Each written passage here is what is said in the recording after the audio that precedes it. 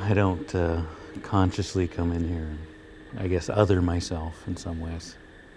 The conversation that happens in-house or in the market was, are you an artist who is Indian or are you an Indian artist? People would say, why do we have to choose? Why do we have to differentiate when you don't? Maybe it's that idea of the relationship to tradition and how you keep traditions. I consider myself first generation urban Indian. My father's from the Meskwaki Nation of Iowa. My mother's from the Ho-Chunk Nation of Nebraska. The tribe, originally they were in Rhode Island and then just kept traveling west. The state government of Iowa decided to let the Meskwakis live in Iowa. As a child, when we were returning from visiting our relatives, my mother would always say while we're sitting in the car, when you get to school and they ask you to do that show and tell, you can tell them, you went to see your grandparents, but don't tell them anything about what you've seen or what you've done, because the white man doesn't understand the Indian. And if you tell them anything, the first thing they're going to do is they're going to take it away. That was their law, basically. We honored their law. I think the real idea was to give us a sense of our difference, that we are not like them, and that we do have a responsibility, or what I would call a kind of sense of stewardship over cultural information. When I was young, I was always drawing. My big thing was also playing with clay. Just seeing the different types of art that was being made, the costumes, hearing the different songs, and just knowing that was something intense, it was something beautiful. It didn't seem like anybody else when I would go to school had that. Then one day as a teenager, I realized that there was a loophole in my parents' law, that they had said, you may not speak, but they never said, and you cannot paint or draw either. I decided if I wanted to talk about or convey some of the things that were part of the culture, I could find an equivalent visually through art. And so that's when I went into painting. I've been making white paintings for about 18 years. At some point I decided I was not a colorist, but I like space and atmosphere. So I began to use these kinds of acrylic mediums that were translucent in layers and layers. They were very subtle. They were abstract, just field paintings, monochromes. And then I was involved with a lot of kind of writing, artist books, and performance as well, and storytelling. And I wanted the paintings to kind of bridge the gap. I wanted them to kind of involve some of the content of these stories. And so I began making shadow paintings. My own shadow and the shadow of a coyote mask. The process was to place the object in front of the painting, shine a light on it, and then I would trace the shadow and paint around it and build up paint around it or over it, layering shadows over shadows. So after a while, they began to take on motion. Yeah, and I had a sort of umbrella title that was Instructions on the Care and Use of White Space. Basically the mask, and there was what they call a katsina.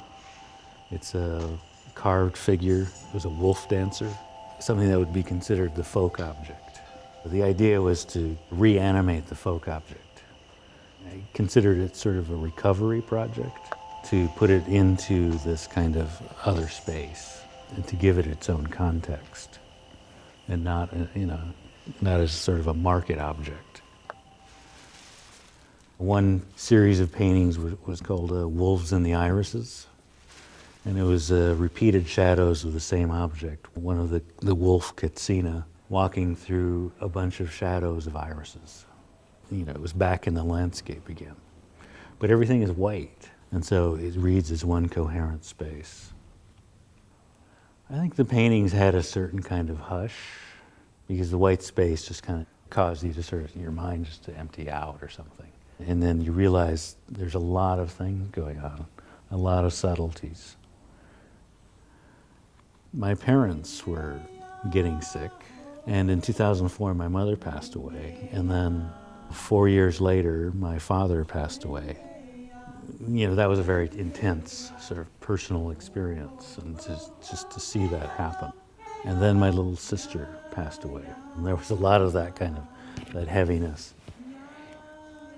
And I began to kind of think about the absence of light, and the idea that, you know, there's something unknowable. And so what had happened was that when I came back, it wasn't in me to want to make a white painting. And so the paintings all started to turn black. Both my father and my little sister were veterans. I started to make these narrative paintings using the flag to reference veteran status. And then these kinds of objects. So they're very kind of like requiem kind of dreams. And after a while, the stripes on the flags, you know, the visual thing about the stripes began to kind of take hold. And then the paintings just started evolving into these very hardcore geometric stripe paintings. And so that's where we're at now. Well, the umbrella title is The Untraceable Present. At this point, I think the work, you know, it's still kind of, you know, immersed in the situation with my family.